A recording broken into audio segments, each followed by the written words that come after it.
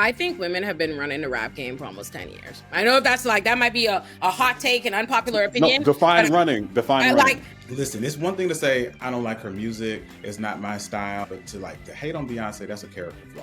Olay, I see your face, but he's like, Drake for me was like never someone who grew up and became an actual adult artist. I think Nicki Minaj is the karma of the rap industry and how they've dealt with women for all these years. Biggest problem that Drake has had is he thought that he was bigger than the machine. Now the tables are turning and people are finally starting to see him for who he is.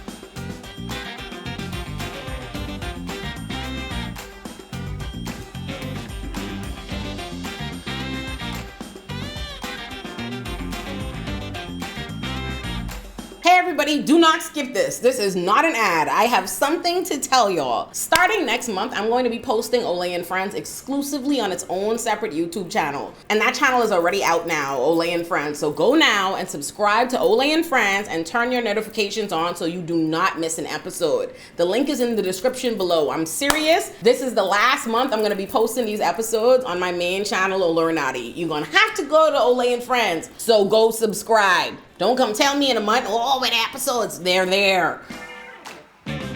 Hello, beautiful Black people. I have gathered you here today to talk about the Grammys, for which there is a lot to discuss. Because I think we have to discuss Babyface and AP News's like debacle on the carpet. We need to talk about Doechii. We need to talk about Kendrick and his sweep. We need to talk about Beyonce and white people and haters outrage everywhere. There's so much to unpack, but I know we were just talking about Babyface, so I think I'm going to start there and give Chet the floor. Well, hello everyone. I'm Chet Kincaid, but let's talk about Babyface. So basically, AP News was live recording. They were interviewing Babyface, asking him a question, and in the middle of asking him a question, one of the ladies, she saw Chappell Roan, and now this young lady, she's white. She looks like she's in her 20s, so she's probably more connected to Chappell Roan. So instead of continuing and allowing Babyface to answer his question, you know, she's like backing down, and she's like, Chappell, and so Babyface reacts and is like, I'm gonna let you all finish that, and just lets him off, and she's like, oh, okay, sorry, Babyface, and then now that goes viral, and then we're looking at complete unprofessionalism. So I want to take the floor and say I have a mix of feelings because I do this. I work red carpet. So there's something called red carpet etiquette 101. So basically what I did was I worked the red carpet with the photographers and the social media pitch. So when you see people like Taylor to your left, Gaga, look here. I did that with social media. Now, everybody walks the carpet. Everybody who is invited, who gets a ticket to the Grammys, they walk the carpet. Whether you're a celebrity or just a regular pedestrian who got a ticket, everybody comes. And what people don't understand is people come up, they are standing on the step and repeat. And just as much as we're struck of the celebrities, the people on the other side who come up to get their photographs taken, they're like, oh, these people are looking. And if you're nobody of notoriety or fame, you're like, people are sort of like, you know, but I can look at somebody who is looking directly in my eyes, and what I will do is I'll take out my phone and I'll record them, just, you know, so they feel good. And like, you know, there are some entertainment journalists who walk the carpet and people are looking at them like, who the hell are you? So basically what I'm saying is I think it goes both ways. Red carpet 101, that we don't where's my thought? That people are just I'm lost my thought. Yeah. You lost her thought too, if it helps any. Was that? I said the reporter lost her thought too, if it helps any. Oh yeah, absolutely. So basically, I feel like what she did was actually very unprofessional. Like, how dare you? That's our Black legend. But what I want to say is we also have to understand, because this whole industry is politics and it's based on, like, you know, she probably had a moment where she just needed to be reprimanded. But where my thought comes in now at this point is how cruel the internet was to her, because I can have more of a connection to her because she is a part of the journalistic world. So yeah, she definitely deserved to be reprimanded, but I found the internet to be a bunch of miserable ass dogs, to the point where she had to go off the internet, and like, you know, because she should be reprimanded. But like, think of it this way: the next time you mess up at your job, I hope you get fired and never allowed to work in your industry. And that's how I look at it. But Yeah. So yeah. yeah, love it, mean it. And I agree with you 100% because I felt like my comment was only because I made a comment where I said this is what I because I always talk about this and this is why I be feeling old a little bit. But I'm like there needs to be media literacy because the babies ain't got it. We're losing the recipes. We're getting on the red carpets. We're doing all these things, and there's no decorum. Now, I graduated from the number one HBCU in the nation, Florida A&M University. And, over there, our journalism program is very extensive, very prestigious. And I got to be a part of that. I also did new media. So, but the training is there. Somewhere in there, the training is there. But I feel like this freedom that more of these journalists are having on the red carpet, there's a way to have fun. Entertainment journalists always have fun. Sometimes they slip up during interviews. We saw our favorite entertainment journalists slip up many times and get caught in hot water for what they've said to some celebrities, things like that. But this, I feel I don't like the way they came at them because a lot of people are coming at them really bad, like all three of them. Right now, the whole internet, when the world's coming at you, it gets crazy. Yet, the whole world did see how they treated and dismissed Babyface in front of the whole world, and we're like, wait, hold on, that was really disrespectful. But then other clips showed that she was being disrespectful, out of line throughout most of the live, and yet it was on AP Live, right? So she was doing a lot of things that were out of order. And the other journalist, and her name is Leslie Ambrose is the Hispanic journalist name, and the other one is Krista. Don't know her last name, but it's Krista. And she was being very, I don't know, she gave like very childish, very, this is super fun type of thing. And the people that were like, I want to interview her. I got to go interview her. It was giving Kai Sanat, but she is not, she's working for AP. There's a different level here. You don't have that freedom. So for me, I'm like, okay, girl, it was a couple of strikes from the beginning. Like, you just can't, what's going on? And then I went to her page, and some of the things the girl be saying, it's like she ungrateful for work. Okay. She's like, I went to her page just to see what's going on. I'm like, let me go see. Maybe, she interviews a lot of people. The thing that she wrote before going to the award show was, I would appreciate glam and makeup if I didn't have to do it myself before going to red carpet. Stuff like that. I'm like, girl, ma'am. Okay. It's just, there's a lot of ungratefulness in her post. But I'm just like, okay, so I don't know. I don't like when the world comes down on people. I don't like that. But she needs, I don't think to be fired, but if she's freelance, I don't even know what her position is there. But it was the one that had to speak for the moment that happened. And she already has interviewed Babyface before, asking him questions and things like that. People try to switch it because this is what the internet does. If they found out that, okay, it's not her fault, Leslie's fault, it's not her fault, but then they said, but why would she be asking him a question about black this and black women, and how dare she do that? They're always going to find a thing. And that's what they began to do. They started to dogpile on them. Then the black man, right? Don't know his name, seen him a couple of times on the red carpet. They were like, he was in it too. And people were thinking the black man, they like, why they sent and here go, us protecting all black, we trying to root for everybody black. Why did they send out the black man for the white people's problems? And it's like misinformation going everywhere. That became an issue. But yeah, that's just how I feel about the whole thing. Sean. I think the whole thing to me was just like outrageous. Like, I mean, I can get behind and support, the idea that the internet dogpiling anybody is just a lot, right? Like, I absolutely accept that and agree. And, and there is an and. There is an and. Miss Krista didn't even apologize. It wasn't even her who apologized to Babyface. It was Leslie. It was Leslie who said, I'm so sorry, Babyface. She was also like nudging Krista like, hey girl, this is probably not something you should be doing right now. And like, she was just like, okay, but Chapel. And I mean, don't get me wrong. I also love the song Good Luck Babe. Chapel, she ate that. She did. I never heard it. It's a nice song. I think that she's a cute rising pop star, cute. I understand it, whatever.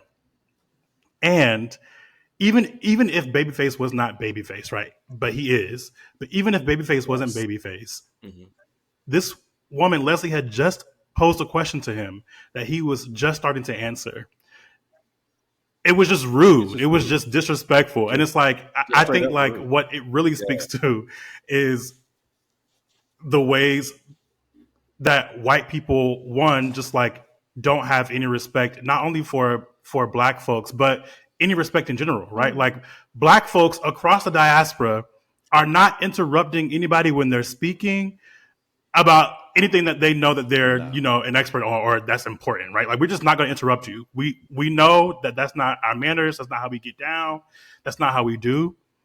White folks just don't have that same type of, I don't want to even call it training, but it is training. They don't have that same level of training that that's home training. That's home training And right there. it just beyond anything, it was just rude. And it pissed me off to the point where I'm like, I don't know what the internet has been saying about her because I only saw it on TikTok, but I was just like, girl, that was a choice. Yeah, I Deshaun, agree. I I have agree a with Deshaun in that it didn't matter who it was in the moment. The behavior in and of itself was unprofessional, was rude. Babyface was asked a question. He's in the middle of answering the question. I understand the red carpet, it can be chaotic and that different people can come on and you don't want to miss an opportunity, but there is a way that she could have handled that better. yeah. She could have even, particularly because she's not the one who asked the question, she could have stepped to the side and said, Chapel, can we interview you in just a moment? We're concluding this interview with Babyface. But to gawk at Chapel while Babyface is speaking, and then to move her body in such a way to show that she was disinterested in what he had to say, and then effectively try to start an interview with her while Babyface is still answering the question was rude. It was unprofessional, and to top it off, Babyface is an icon. So like I know that's why so many of us were angry that that anybody would disrespect Face in that way. But beyond that, I agree with you, Chet, that I don't believe that she should have received the level of response she did on the internet. I think that was disproportionate. And I'm not necessarily even saying that she should lose her job, but she needs some form of reprimand. She needs some real training. I think Rebecca was really onto that when she was talking about we've lost some recipes somewhere because I feel like there is a window of time where people understood that there is a way that you handle situations like that. And I hate to sound old, but even like some people who were doing Teen Summit, like I don't think Ananda Lewis would have done something like that. Yeah. And so I believe that this generation has lost some of that training in part because they get access too easily. There used to be protocols. You used to have to build up to get to the point that you could do the red carpet at the Grammys and things like that. But overall, like I hope she learns her lesson, but she'll likely is going to land on her feet. I mean, Yeah, I believe that too. Well, have we checked in to see if she was a Nepo hire or something like that, or she got big off of social media? Because that's No, also yeah, another part of it. But I yeah. agree with everyone, Rebecca, Deshaun, Timothy, Cam. I agree with you all. But let me just play devil's advocate here because I think a lot of devil it don't need is no advocate, but keep going. I know Timothy was gonna say that. I knew somebody was gonna say it, bro. I think a lot of it is our emotion is like, how dare this young white lady disrespect our black legend? Because look at it this way. Suppose this young lady was a young black Gen Z lady and she was interviewing Barbara Streisand. And Victoria Monet came away and, young Gen Z, she might not have known who Barbara Streisand is. And she's like, Victoria. And then she was like, forgets about Barbara Streisand and goes to interview. Yes. Yeah. Oh, No, go you ahead. Go finish. ahead. I just hold my hand so y'all know I will talk after you finish, my love. Just Yeah, and so basically, I think a lot of it is our emotion, and we want to protect Babyface. Like, how dare you do that to our legend? But being on the other side of it as well, you sort of have an understanding, especially when you have experience, a publicist while you're interviewing an artist. The publicist comes because you're not a big enough platform or something, and they pull the artist away so they can go talk to another. And so it's just like it goes on both sides. okay. I I have thoughts. Okay, so I agree with you that it is emotion. Like it is the fact that Yeah. like this being a young white girl disrespecting a black legend is a part of it on multiple levels. Like it's a part of it on the level of you disrespecting Babyface, but it's also on a part of it of the larger level that black people already live with a certain level of disrespect that we all deal with in our real life, and it is extra offensive when you see black people who how our names legend have earned a certain amount of respect, and you still see them disrespected by nobodies because the level of like white people feel like they don't have to pay us any respect. That does emotionally charge us, and I think that's valid. Mhm. Two, I think the scenario, the hypothetical, like if it were a black Gen Zer, would they Barbara Streisand? I think here's the fundamental difference. It's always been true that black people have to know white people's legends, our legends, everybody's legends, and they don't know ours. Only white people get to have the nerve to act like they don't know Whitney Houston, they don't know Babyface, they don't blah blah blah. You said Barbara Streisand, and not a one of us said who that. Like we all knew, you know what I mean? Like it would never happen. You would never see it. A black Gen Z could not find herself on the red carpet without having the extensive knowledge of pop culture and all these people requisite. Like you just can't find an example of black people being so ass at their job, which is another like, so it's like on one hand, I do feel it in the sense that the internet is a hard thing to deal with. Like if you're just a human, period, like the internet is rough because the internet doesn't care about like grades of crime. There's a line. If the internet decides that you're in trouble for whatever reason, you get the same fucking punishment, the same treatment as an did something super crazy. And sometimes it's not even that the punishment is disproportionate in terms of what people are saying. Like one person, it might be everyone is expressing the same valid sentiment, but by the time a million people express it, it's like Jesus Christ, overkill. And so I get that, and I can imagine her feeling like that. However, do I like totally empathize and whatnot? No, I know. I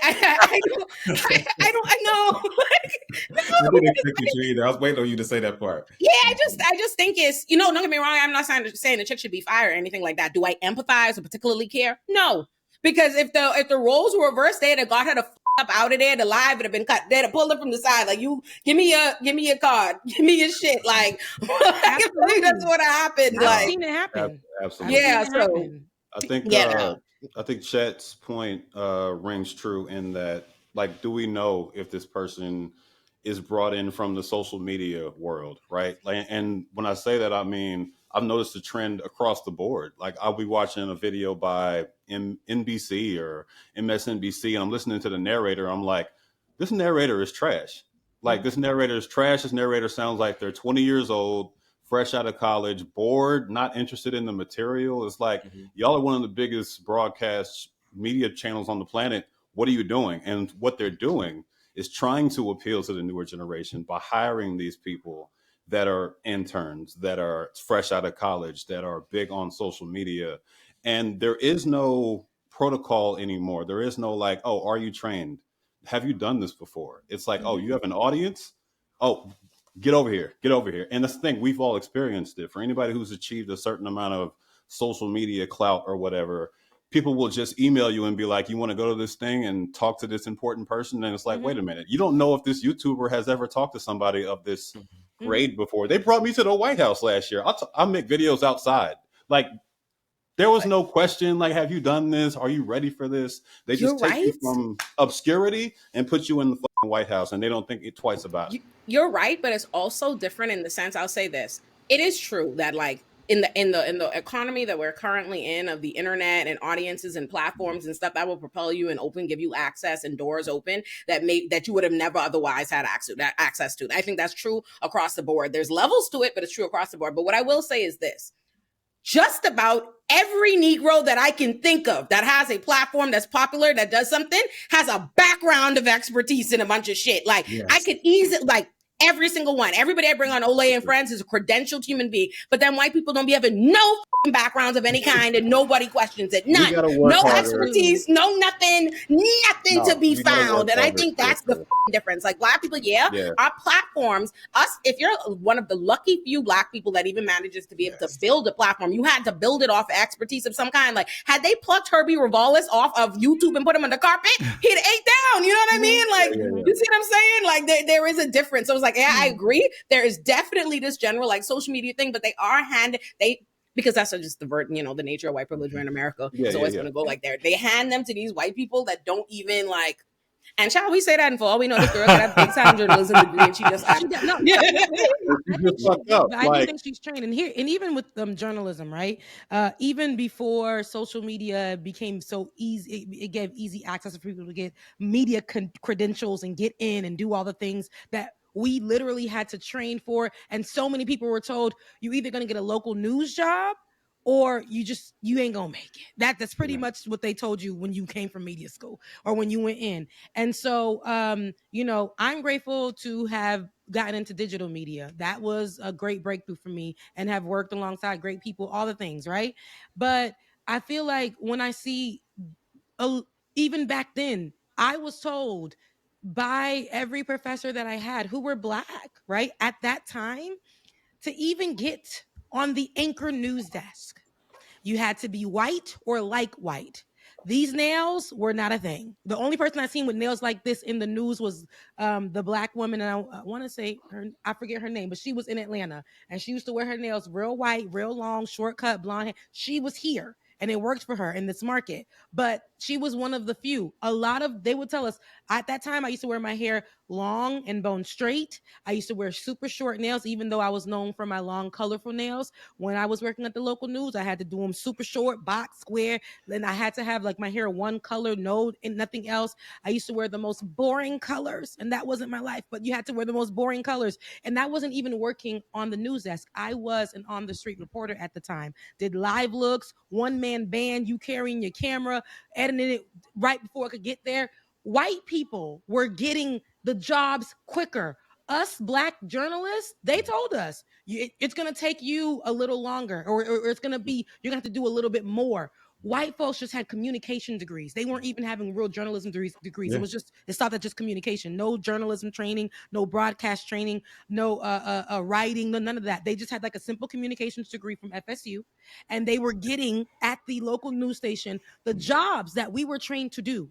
And so we had to work 6 times harder. So even in this space, the white girl, after this, I don't think anything's gonna happen to her. I saw a lot of people even empathizing with her. Hey, you did really great on the red carpet. Hey, you actually wore an amazing dress, because people were coming at what she wore and how she looked. So then white people were like, no, you're an amazing reporter. You are so good at what you do. And she probably is. Because they don't think those white people are owed respect like that. But what you're saying is such a great point. It reminds me of my other answer to what Chat was saying. Like, if the hypotheticals had been reversed and it was a Gen Z Black girl disrespecting some white legend or whatever, and everybody's seen it, old Black people would have said fire ass too, because nothing more Black people can't stand than the idea that you got an opportunity that is scarce and you f***ed it up. You weren't there on your tippy top. You know what I mean? Black people like rooting for everybody. Black is rooting for everybody Black because you have to be good as fuck at your job. You know what I mean? Like, I also want to say that I am in media. I work in digital media as well. A journalist who has not going to J school, right? I did attend Morehouse College, so Rebecca, I heard you, and I respect what you have to say about Okay. we love FAMU. I tried to hold my peace too. Look, I'm like, we love FAMU. We do. So nothing but respect for the Gators. But I did not attend for communications or media or anything like that. So I was there for sociology. So I say that to say that, like, I think a lot of times there are a lot of people in media, in journalism spaces who are like, you must attend J school. And what I want to say is that for anybody who is passionate about their work, there are so many ways to find training and to be trained in these fields without necessarily going to J school.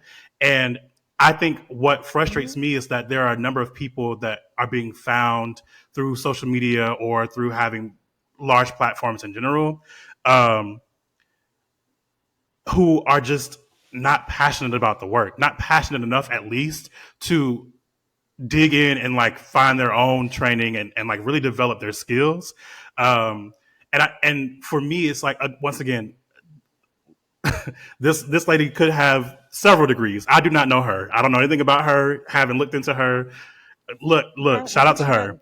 But there's just a level there's a level of respect and passion that I think you have to have for the field that you're in to show up with a level of care. And again, I think this goes back to the fact that white folks just are not raised with the same home training that we are, and don't have to care about our Black legends in the ways that we have to care about theirs, like Olay just said. But again, for me, this is hard. I struggle. I really do struggle with the idea that they don't know who Babyface is, because it's like Babyface is Babyface, right? Like Babyface is written for Whitney Houston, right? Like he worked with Quincy Jones. Like Babyface is. How else do you describe him? Like he's worked with the new niggas, the old niggas, young niggas, past niggas, upcoming niggas. Like he is Babyface. So for me, it's just like I get confused. Also, we just said a lot of niggas, so sorry, Olay. This might not be. Oh no, trust me. That's how old You're they get down. fine. No, And speaking of white people not respecting our legends, right? The sheer amount of I don't even at this point I don't even let the Beyonce slander upset me no more. But the sheer amount of white people that have been on here, like I honestly though, I feel like, what is the word? I feel taken aback. I actually feel physically pushed back when I hear people use the word deserved when talking about Beyonce. Like when I hear someone say, even just feeling like it's open to like debate whether Beyonce deserves, the word deserves this award. Like, please. And then they start mentioning the likes of these teeny bopper white pop girls. I can't even believe it. I honestly have to just I just get pushed back so far. I got to leave the room so I don't disrespect these innocent white ladies. Sabrina and them seem nice. Like, what the fuck? Yeah. So, Rebecca. Please. Yes. I just feel, because it's just my feeling, right? But no, this is facts. Sabrina Carpenter just came out yesterday. She can disappear any day now, and nobody will remember. I'm telling you that right now. She made an impact, but literally she's too new. And she can disappear tomorrow and we'll move on to the next white girl. Beyonce, though, she has impact that has it's just in every generation. She has been in the girl group. Some people don't know, but that's okay because they know Beyonce right now for whatever. The hate for Beyonce has a lot to do with people I don't consider myself part of the Beehive per se, but I know every Beyonce song. I have done routines to her. I know every Beyonce song, every Beyonce run. Can't hit all the notes, may go a lower octave, but I know Beyonce, okay? And people, she's very gifted, very talented. And I think that they don't want to give that credit to her because there are other people who are very gifted and get very talented that they love. And I feel like that all can be a true thing. But your person may not be as a global artist as Beyonce, and that's okay because your artist might be global in your house. But then the racist part of it, I believe that the internet, especially right now in this climate, right? With the country album and everything, they have heightened it so much that there are people under the guise of Black women or Black whoever who are actually white folks behind these pages and going in on the disrespect. But then the Black folks are eating it up with them alleged Black folks on the internet and feeding into this conversation about Beyonce being mediocre, not deserving. There are other artists who deserve like that. It's so crazy. And they can't even give us another artist who deserves that in this particular moment right now. They can't. Hating on Beyonce is a character flaw. Listen to me. I'm not a part of the Beehive. I've never been a part of the Beehive, right? Most of Beyonce's catalog was not written with someone like me in mind. But I'm not her target audience. But hating on Beyonce is a character flaw. She is the greatest artist of her generation, unequivocally. That is an objective truth. She is the only artist that you can reasonably compare to Michael Jackson and actually have a cogent argument about it. And so to even fix your lips to say that she may not be deserving of a Grammy. So what does she has more Grammys than anyone else? She has earned every single one of them and has not gotten some that she also earned as well. And so it is mind boggling that you can watch this woman's God-given talent and watch the level at which she works, because she works like she has no talent and wants to make it. She has outworked all of her competition. The only peer that she has in her generation is someone like Kobe Bryant, right? So like someone like with this generational talent who outworked all and outlasted all of this competition, received all the accolades, and especially they started around the same time too. It's unfortunate he's not here with us anymore, but you're looking at a woman whose career has already spanned 3 decades. She's reasonably done 5 genres of music and been at the pinnacle of her career doing all 5 of them. She sings, she dances, she writes. It's just like, listen, it's one thing to say, I don't like her music. It's not my style. It's not my cup of tea. It's one thing to say, I prefer someone else's music over that. But to hate on Beyonce, that's a character flaw. Or I am so glad that we are all 100% on the same page. I just want to read a tweet that really summarizes how I feel. It's from Trill Clinton at A Statesman. It says, Beyonce winning Album of the Year for Cowboy Carter is like when Denzel won the Oscar for Training Day or when Whoopi won for Ghost. It's definitely well-deserved and a long time coming, but it's not for her best work. They give these awards when they think it's time, not when it's earned. So my thoughts are, so what if it's Jay-Z speech what prompted this? Give the gal her things and let her go. And so that's exactly how I feel. And also, it's also not Jay-Z's speech that I'm actually so offended at this idea. Like, no, it actually infuriates me, the idea, like, oh, this man went and got her this award. He's been talking hot cash shit by the millions. Every Grammys, they don't give Beyonce that award. We scream into the ether. Yeah. It was not why. What happened was they've been getting the quality of that award show been going down. People have criticized it as being a scammies award show, being full of shit. And so they added, we've seen, because they were on record. We remember the articles where the people who were in the Academy before said they feel like Beyonce wins too much shit, so they're not voting for her. It's not about whether or not she deserved it. They weren't giving her things based on like it actually being deserved, but they were actually trying to hold back shit from her because like, she can't have all these awards. And so what happened was they added thousands of new people to the Academy to vote. So what happens when you add more people to vote, more representation in the voters, you saw more representation in the winners, right? Mm-hmm. The thing that annoys me, there's so much Beyonce critique that annoys me. Like, honestly, like it's ridiculous to me, the way the internet, like the way people carry on with Beyonce. And I'd be remiss if I didn't point out that Beyonce didn't get this kind of hate on this level. She did get a lot of Illuminati shit for sure and all kind of bullshit and stupidness throughout the years. But like Beyonce, the hate that Beyonce has gotten since the Super Bowl, since of 2016 or whatever, has been ridiculous and immense and whatever, right? This thing that I think with art, people do this thing as though like they do their personal preference as art has to do with best and quality. And that's something that I have a problem with, especially when it comes to artists and musicians.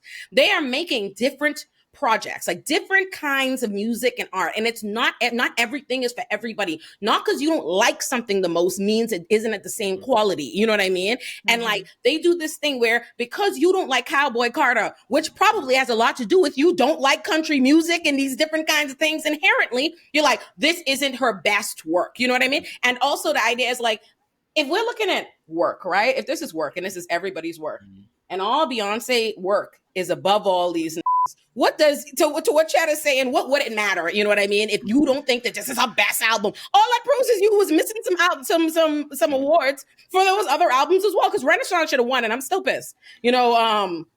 But that being said, when they analyze this project, I'm like, what are we looking at? And what is the metric? Because Cowboy Carter has done things that these other projects have not done. Like what project created a whole conversation around Black people in country music, the history of Black Americans in this country and in dealing with, and actually like the fact that this isn't her, she isn't stepping into a genre or co-opting country or anything like that. The whole point of this is to explain that this always had its roots. Like this always had its Black roots.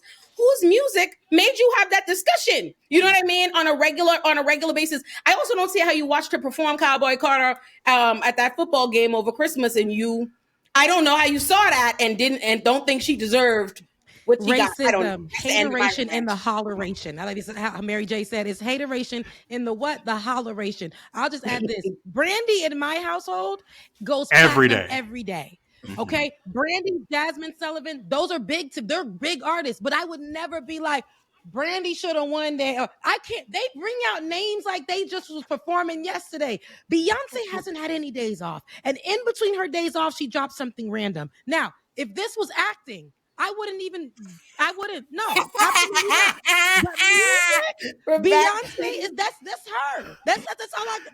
So, That's it. like, And I'm gonna just so leave it right I'm the there. only one who think my sis did a good job in Cadillac She did a Records. phenomenal job in Cadillac Records and phenomenal. Dreamgirls, I think but it was solid. Thank she was singing. Yeah, I So think it was solid. Yes. I'll Yeah. give you Dream Yeah. Girl. One thing, one thing I was Side curious note- Not her, it's about, Etta James, goddammit. Side note for the the- record, I just want to say I loved Cowboy Carter personally. Yeah. Aside from that tweet, that was my It was number solid. one most played album, and Sweet Honey Buckin was my I'm number two gonna most played let song. Cam So, and Timothy yes. talk, but trust, I'm coming in for the Cowboy Carter love. Trust. You good? Okay, You good. good? So, like, I was Again, curious. that's not my cup of tea, I'll go with you. but it's an excellent album. It is exquisite, start to finish. Like Olay says, like even beyond the actual music itself, the discourse that it created and forcing people to reckon with that Black people not only created country music, but the conditions of our people at the time of the music, how it's a derivative of blues, and so much of the narrative of the blues runs through country and how it's been appropriated, and to do country in a legitimate way, the way that she did. Listen, it's an excellent album. Again, you may not like country music. Rebecca said that. Like that might not be how your palette is formed or whatever. That's fine. But it's an excellent album. So even to say that she got it for something that wasn't her best work, I think it rivals a lot of her best work. I'm not a Beyonce like aficionado, so like don't stone me or whatever. I She's think amazing when it comes to music. It's a legitimately excellent album. Again, you don't have to like it. You don't have to listen to it. You can say like, I might have issues with some of the content, whatever. Like, it's an objectively excellent album, and it was worthy of the distinction that it received. And like, I know people are like, Billie Eilish should have won. It's her best album. She's gonna be all right. She gonna get one. she'll be Mike, right. and you know what I don't like what they say. I'm I gonna agree let you with talk, Cam. I was seeing all kind of white people on my list that I definitely replied to, being like talking about what white girls album they prefer because they hear it more and blah blah blah and all these different things, and I'm just like, of course you hear their shit more. You know what I mean? I'm like using those kind of arguments that you hear white pop mainstream acts that are being pushed by the machine in their music or whatever more as a reflection of what is best, like irk the shit out of me. And I also like, you know, music is important. You know, music is important to people. I have no problem with white people feeling their music deeply. Like, Sabrina Carpenter seems cute. My editor, loves Sabrina Carpenter, right? Like, Billie Eilish, like her, like, you know, 2000 and I feel like 2002, Nelly Drip. You know, I don't got no problem with that. She don't bother me none. I wouldn't recognize Charlie XC whoever.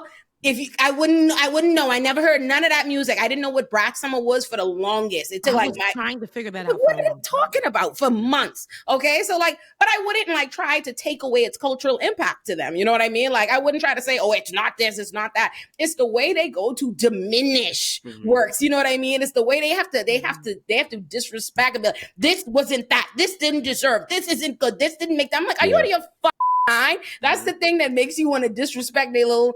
But anyway, before my blood get going, Cam, you go. No, the internet is out of their mind, and that's something we all know intimately. And so, arguing over subjective tastes and people's opinions about what's best is kind of Black people yelling at a brick wall, right? But to that extent, y'all's conversation had me thinking about the Grammys voting process, and so I looked it up because I've never been intimately involved in that. I am a professional musician, so that much I do know, as far as the process of creating and how people react to your work. But there's a submission process and there's a screening process that involves experts from that category. And then after that, once they've met the technical definition of whatever they're looking for with that category, then it moves to nominations and final voting and stuff like that. So ultimately, while there is a baseline technical specification here, this is subjective. This is a lot of people, granted, but it's just people's opinions. And I think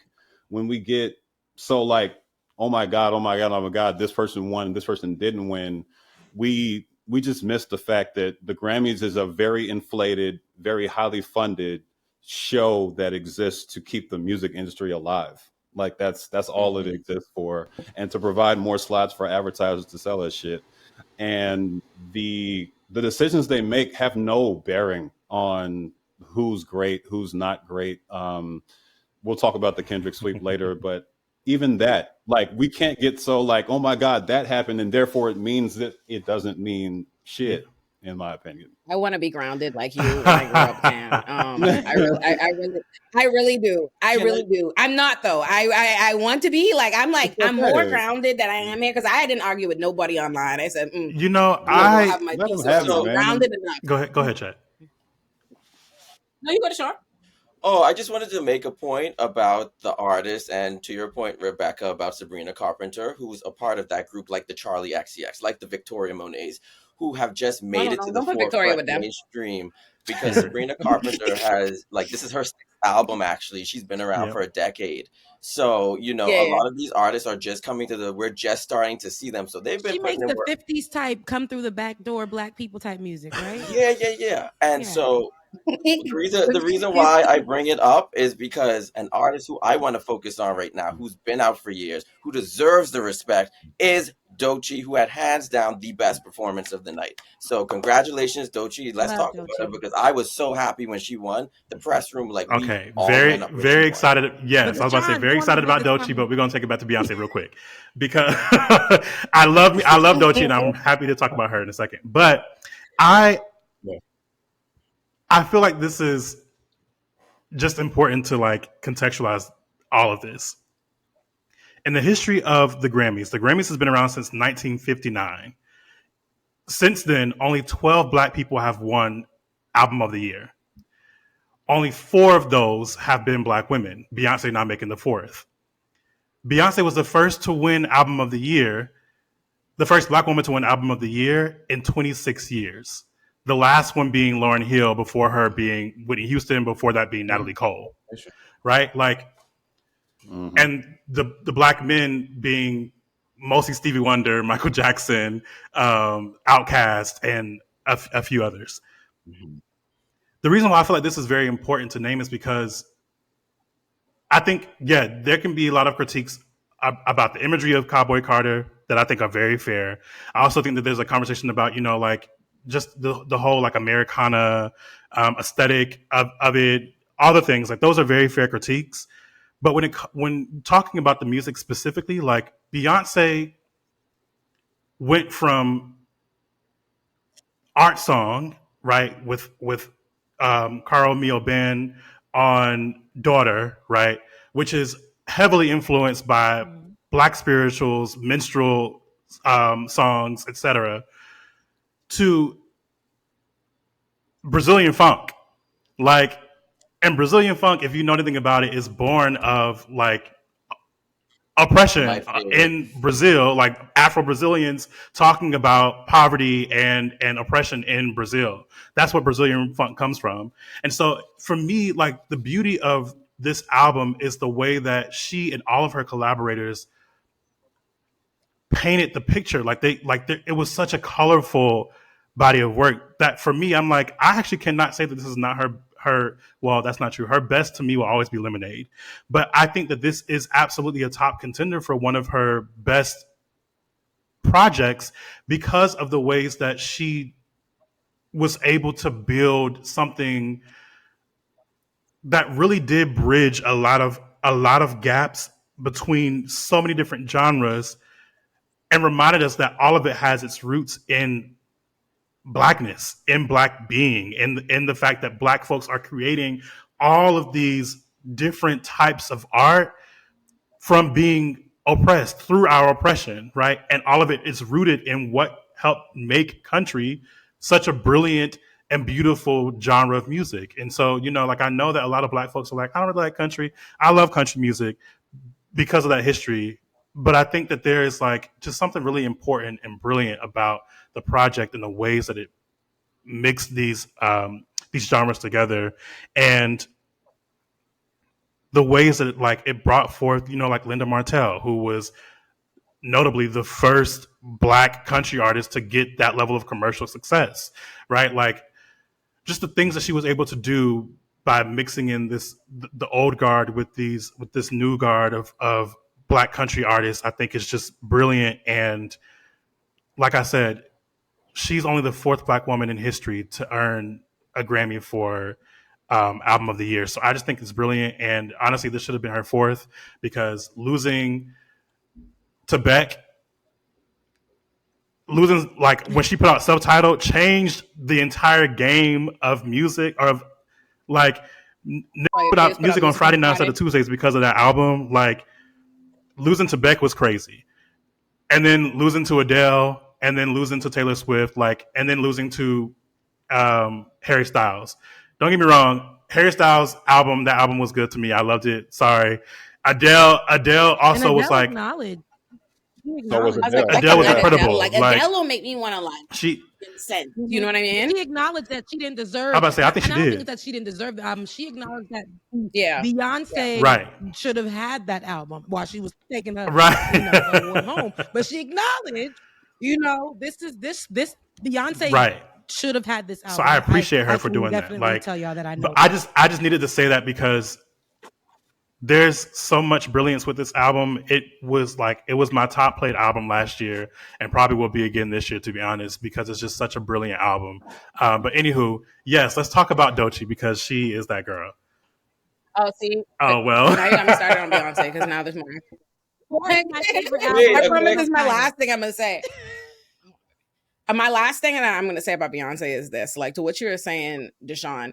I don't know who like watched the Renaissance film. I don't know if you went to Renaissance, but I'm like, I think I need people to take a step back and appreciate like what's happening. Renaissance was made, these like Cowboy Carter, Renaissance are made years in advance. This is years and years and years and years in the making. And I don't think people can appreciate in our like era of immediacy, immediate content, immediate drop it out. You need to put it out. You need to this. And with the fact that there's this feeling that everything outdates, that things need to be of the time. You know what I mean? That something is going to be dated.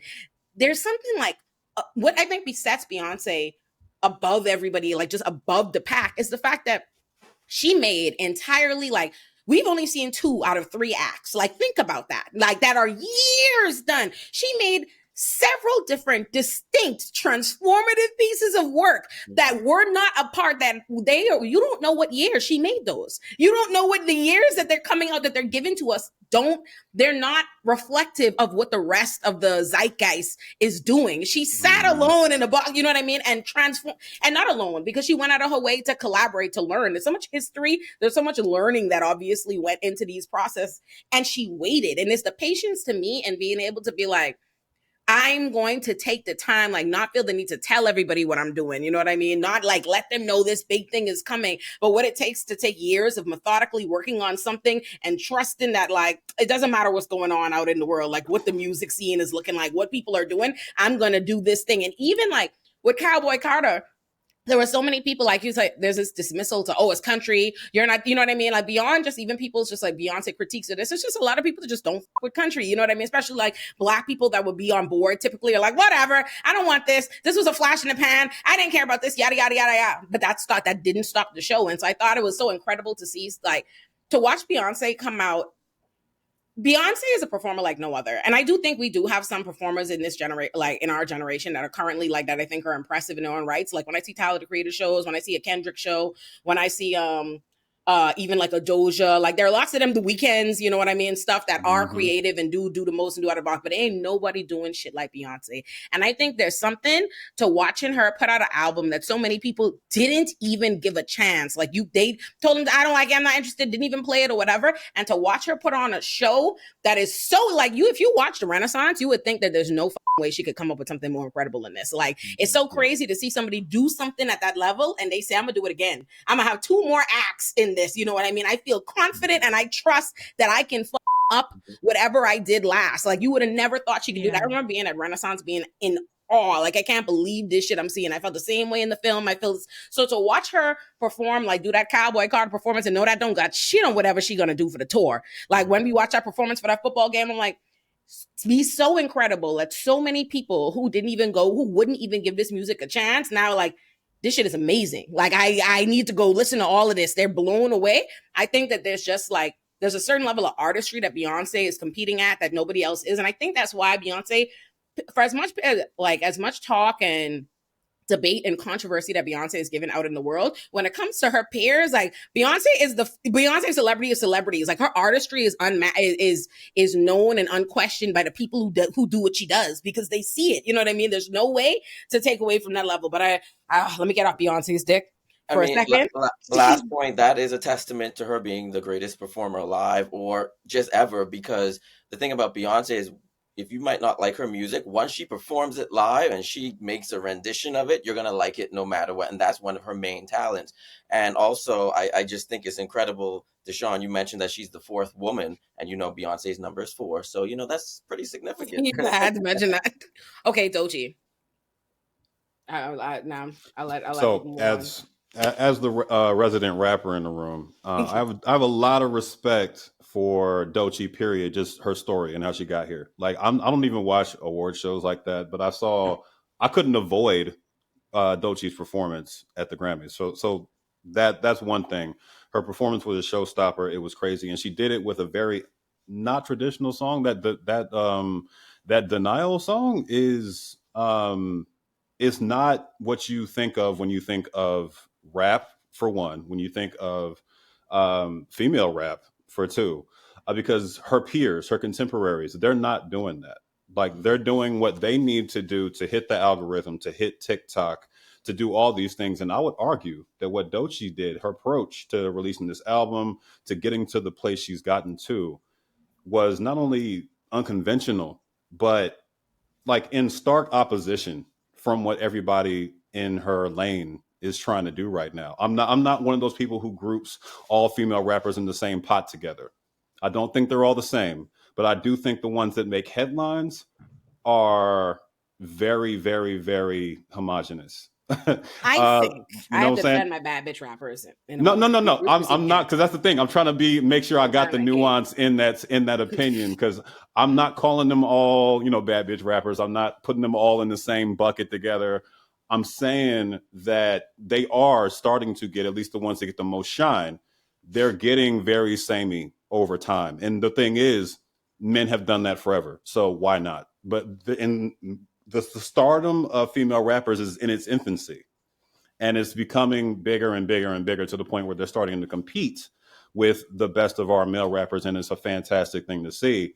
But Doechii has done everything in stark opposition to what a Meg is going to have to do to get her Grammy moment, as an example. I think women have been running the rap game for almost 10 years. I know that might be a hot take, an unpopular opinion. Define running. I think in terms of who's I guess driving the culture forward, who is like, what is the style, the kind of music, what's popping, what's been the summer anthems. I think women have been running it now for almost 10 years. Like it's actually been interesting to me when you think about how long, like how much time could pass and you think something's new. Like we still talk about like Cardi's and them, like they dropped the other day. Like if you look at Cardi B as ushering in, and Cardi bust the fucking door open for female rap in a way that is unparalleled, and that was like 10 years ago. Yeah, it really was. Like Cardi started to Bodak Yellow. Cardi put out Gangsta Bitch Volume Music 1, 2015. maybe 2016, 2015. Like Bodak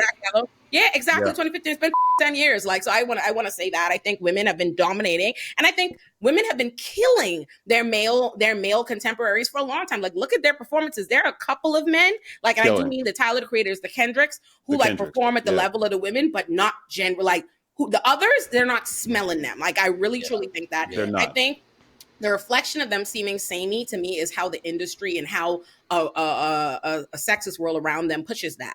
Like Meg puts out Anxiety. Meg has some rock songs on her last disc too. Like she experiments with all kinds of different music. Glorilla has a fire gospel song on her last album. Like, that's my shit. It's pretty hard. Yeah. Listen, I've been and even to like Doechii, I'll say that like I see a lot of people. I actually responded to a horrible take on Threads today that I'll read to y'all about Doechii, right? I seen it. Stupid. It says Doechii disrupting the BBL rap agenda is what the more artsy, conscious, bubbly girlies need.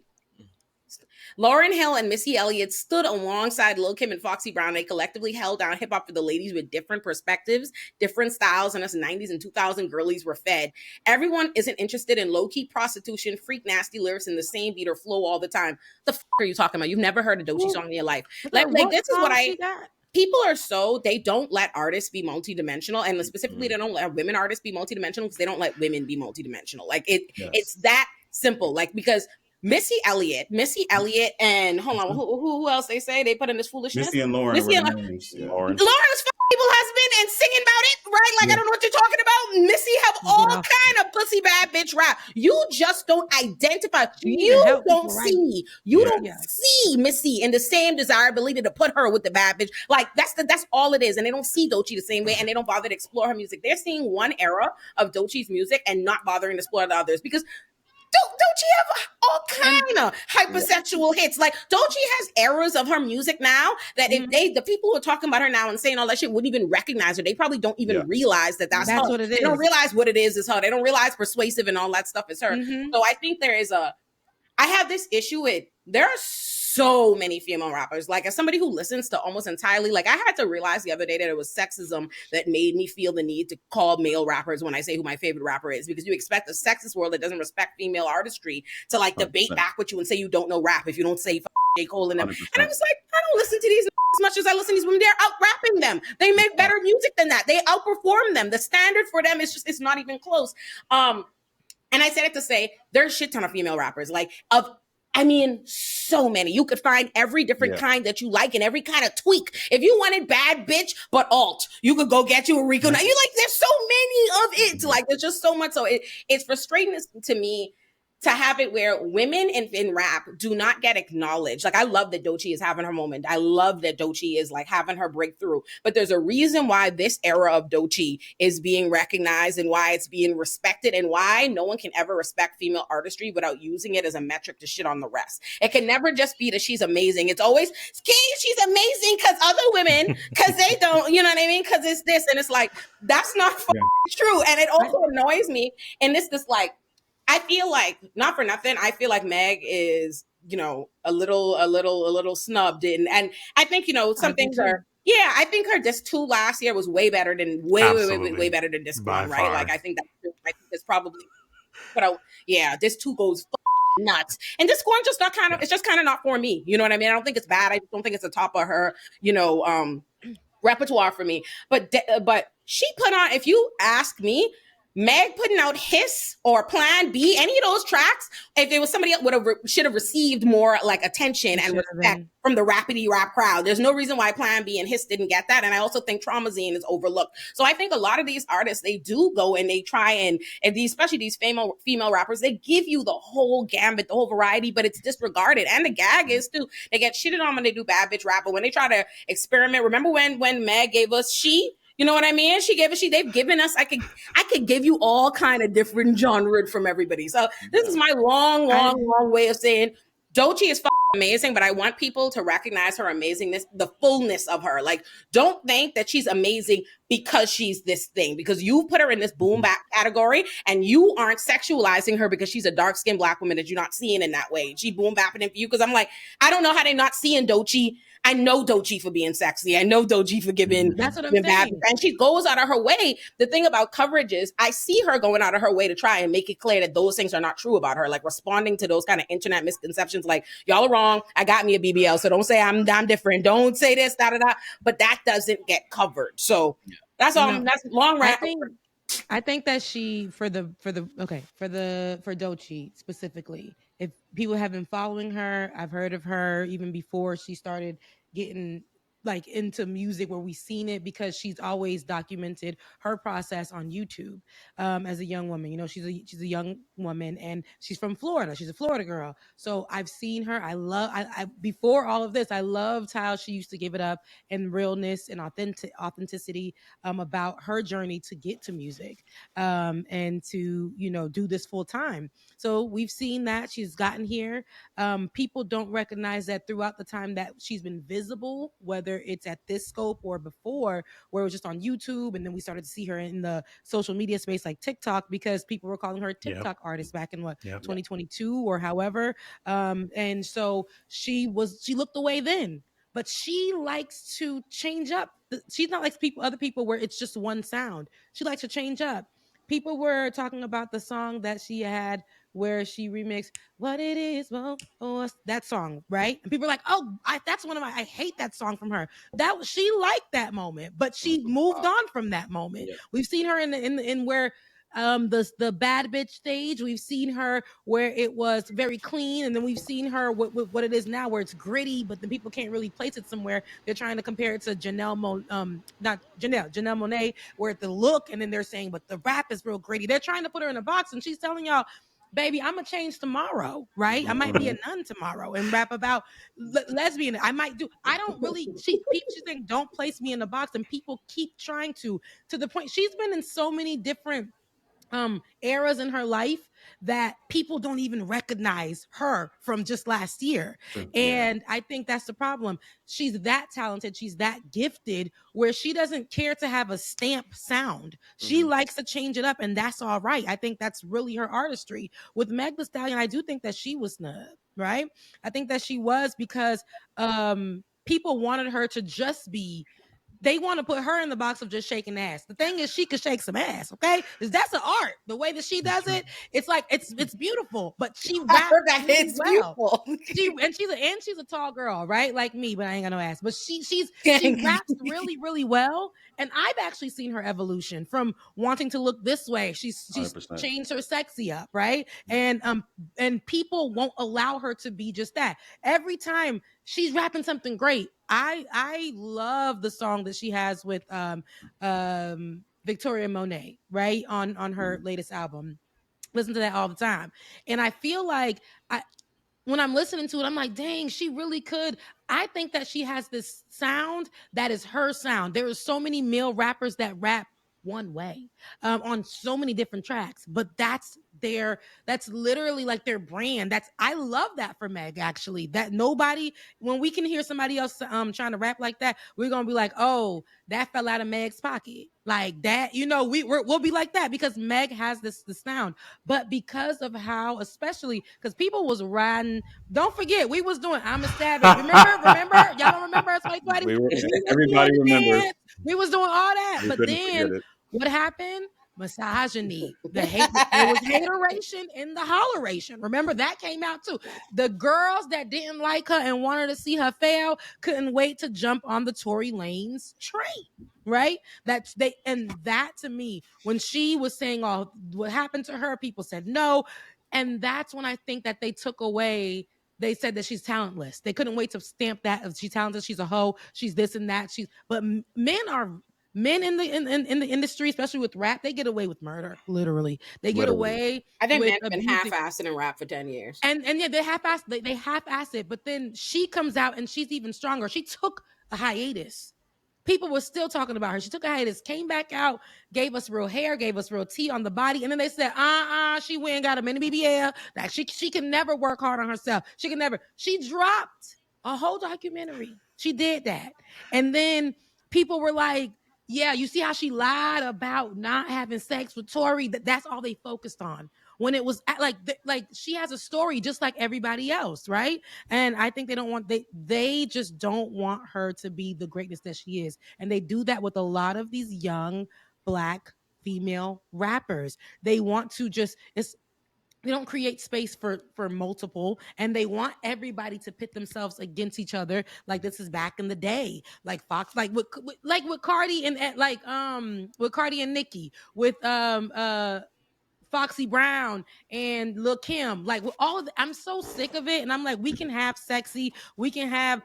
I like Janelle Monáe's change. People don't want to accept Janelle Monáe and her change. But I think it's an illusion of like domination, right? Like when you say accept it, that's the thing. I think it's an illusion of power and the existing structure wanting to believe that they still need to accept it or give permission because like they're saying what they want, but like we don't have to have the conversation that there has to be more. There's more space for more than one female rapper now because there's been, you know what I mean? Like there are all kinds of female rappers like going on runs at any given time, right? Like that is what's happening. But they continue to have these conversations so that if the rap discourse never changes, if who are considered the gatekeepers of rap and the knowledgeable rap continue to be these old who just talk about it like it's a male dominated field or like they need their permission to succeed in rap, then you keep thinking of it that way instead of realizing like, oh shit, like Janelle Monáe has been successful for eons. Janelle Monáe has gone through several eras of transformations. You know, there used to be a time Janelle Monáe only wore black and white suits. You couldn't see it. You know what I mean?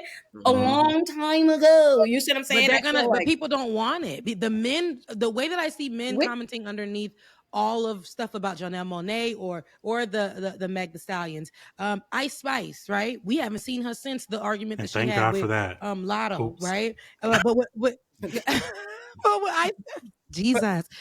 Ice Spice, right? She came out. A lot of people. I was kind of uncomfortable seeing her because in my mind she was too young to hear my old ass. She was too young to be out here shaking ass like that. It was like, girl, cover up. Rebecca. But but at the same time, like I'm like, even with her, she had talent for a certain genre. Now, do my ears need to hear it? No. But there was children that wanted to hear this music, and people. And this is outside of my music mind, right?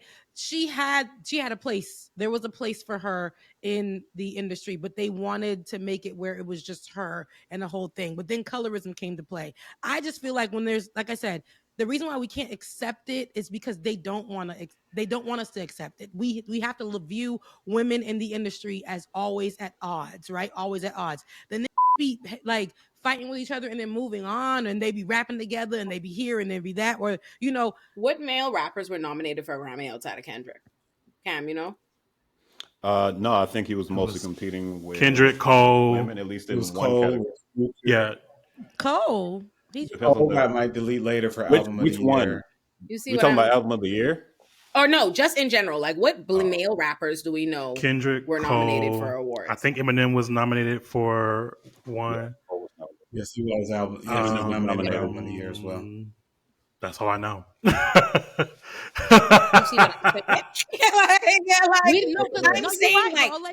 think about it, let me tell you how I know that women have been dominated. Like we gotta go move on to something else because we gotta talk about Kendrick before I let y'all be free quickly. But that's more again how I know women have been dominating rap, because when you think of the men who dominate rap, they're all a bunch of niggas from my generation. You know what I mean? They're all a bunch of like when I was in high school and you decided they were the big three. You haven't switched. It's our generation fighting, because who the fuck knows what's happening because again, women are dominating rap. They just will never. They don't acknowledge that or the era change or the genre, because they'll never go and create a Mount Rushmore of female rappers or recognizing that. But who are the males? The new of the who came out with the bags and them that are doing it like them? The Baby and Lil Baby and those niggas are not on the level of the female rappers that are running shit now. They're not. We haven't not commercially, not talent wise, not anything.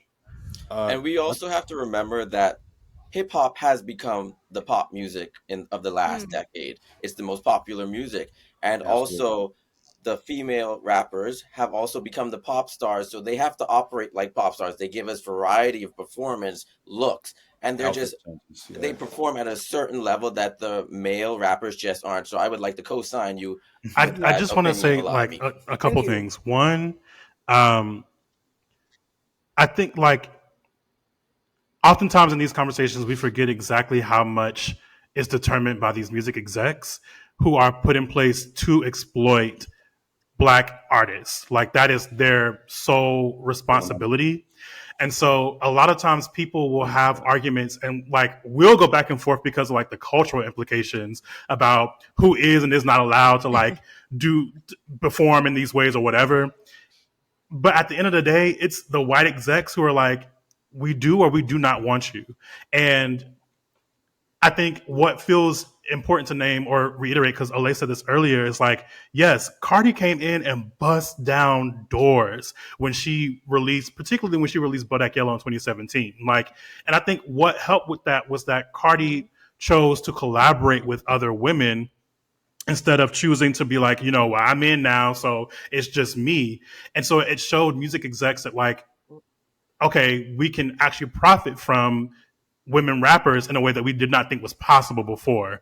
But then what happens is music execs are like, okay, this is the prototype. We have to continue to recreate that. We can't allow you to deviate from these points, because the moment that we do, we don't know if there would be any profit in it. So, right. So we won't push it. Exactly. So then there are folks like us who, because I have entire like women in hip hop playlists, because I just really enjoy women who rap. Like, I just think that there's something particularly like special about it. I think that it's beautiful the ways that like the different sounds you get from the women who are coming out of the South versus the women who are coming out of the West versus the women who are coming out of the North, right? The same thing with the men, right? But I feel like what often happens, and also just a side point, if you realize most of the women who are running shit right now are from the South, so shout out to us. But like, I feel like it's important to name, because so many times we forget exactly how much power music execs have, and what they are willing or not willing to push. And that over determines who becomes mainstream and who does not. And that also over determines how people perform and how they don't. And I think what makes Doechii so special, especially in this moment, is that she has been very clear in all of her interviews and all of her music, but she's like, I don't give a about what the industry tells me to do. I'm going to do what I want to do, not because I want to be mainstream, but because I want to produce art that matters to me. And I feel like that is something that just for me is like, you are special. Like, you are showing up being like, I know what type of art I want to make, and one day I want to emulate Azalea Banks sound, or I want to go and create my own sound, or I want to like poke fun at the J. Cole's and Kendricks with this record that she's blown up with now, or I want to go and be in my art bag. Like, she just allows herself to do what she wants to do, and in that way, I feel like she reminds me so much of Doja Cat. I know a lot of folks have feelings about Doja, but I love Doja. I feel like her like the way she approaches music feels very similar to the way that Doechii approaches music. And so I just appreciate their rap style and their sound. But I say all that to say that it is important to acknowledge that music execs play a significant role in what we hear. But I feel like what's also important is that because we are in this era now where social media allows us access to artists who we may not have ever heard before, it is also, I think, important that we do have these sort of like cultural conversations and arguments about who is and is not allowed to perform in certain ways, because that is how we get introduced to other artists that we may not have heard of before. So many artists that are on my playlist are artists who have not made a single Billboard Hot 100 hit, who don't have a bunch of music videos with $1 million backup, but they platinum on that playlist. You hear like, and a lot of folks are like, oh, I fuck with this sound. I'm going to continue to listen to them because you introduced me to them and I like their sound. So I just feel like that's important to name. I also just want to say real quick, Megan, Doechii, Cardi, Doja, JT, Young Miami, Lotto, Glorilla, like we have Sexy Red. We have a whole host of names we can like list off now of Black women who are like in this industry running this shit. And for me, that just feels like like Olay said, 10 years ago, that was not true. And now we're here where we get to list off names and say, hey, I actually don't really with this person's music. I'm just going to go listen to that person's music. And we can do that because we have the choice. We have the option to do that. That's special. Yeah. It's beautiful. Yeah, that's something we talk about too. So I teach a hip hop class at Temple. I've been doing that since 2011. And this conversation we're having right now is one of the primary conversations we have towards the latter part of the class, because what we're seeing right now is a resurgence in women at the forefront of the culture as voices in ways we just literally have not seen in 30 years, for all the reasons that you all have named as well. Just to touch on some of the things that you all said, Deshaun, we were talking about the record execs control so much of what we hear. That is true in a lot of ways. And it's one of the reasons why I'm really glad that Doechii is aligned with TDE. Particularly through their partnership with Capitol Records, because TDE is one of the last labels that believes in not only Black art in authentic ways, but also believes in art and artist development too. So they're adamant about putting the best iteration, the best version of an artist forward and allowing you to grow and not stifling Black creativity. So that's a beautiful thing to see as it relates to that. But in terms of Doechii, she's a special talent. And for all the reasons that you all have suggested before, and this is really just the beginning for her. To Cam's point earlier, these awards are not the thing that we should look to validate us. Diana Ross has a Lifetime Achievement Award with the Recording Academy, but she doesn't have a Grammy. Pac never got a Grammy. Bob Marley never got a Grammy. So that doesn't validate us. But I love that she had this moment because of what it means to her career. Because even though she did not need that to get the people's love and affirmation, this is going to exalt her to another level. And Rebecca said it, we watched her story unfold. We remember when she got fired from Chipotle 5 years ago and said, I'm going to really try this music thing. And we watched her explore these different dimensions of her talent and things like that. And to Olay's point too, we have such a simplistic view, a linear, myopic view of women, particularly as it relates to the culture for all the reasons Olay suggested. I mean, like the thing that she referenced earlier is just like outrageous. Like the people who try to say that Missy was some bastion of positivity and the like just never sat and listened to anything that, and it's because this whole notion that they, just like Olay said, they did not look at Missy as someone to be desired sexually. Exactly. So as a consequence, Missy, like most of her catalog, is drenched in her exploring different forms of eroticism and sex positivity and the like. And so, but people never look at it that way. And some of it even, and none of it is hidden. Like you even look at some of the titles, Get Your Freak On, 1 Minute Man, like, and so I say all of that to say that we are in a true opportunity where we're seeing women flourish at the forefront of the culture. We just haven't seen. Rhapsody and Doechii got Grammys in the same night, and that's just something that we haven't seen in quite some time. And just to have that level of diversity, and we are the ones pitting them against each other. But like Rhapsody will be the first to tell you there's room for me, there's room for Lotto, there's room for the City Girls, there's room for Cardi. Like stop pitting us against each other because none of them are the sole representation of Black women, and none of them are singular in their focus. And so if we allow them to grow and show various dimensions of their personality, we can get true art in ways. Yeah. We are getting true art from them. I think. Just aren't appreciated. Go ahead. But go ahead, Ken. Timothy, you're getting at the point, and I know as a person who's steeped in hip hop history, you know this, but we're kind of talking around it. How the genre has been inherently competitive for decades, and it's the only one. Like there is no who's the GOAT of rock conversations happening. That's not something you hear. It's just us, and it comes from like everything with us. It comes down to this perception that there can only be a handful of quote unquote GOATs. But I can name a list that's like 50 people long who have contributed to that.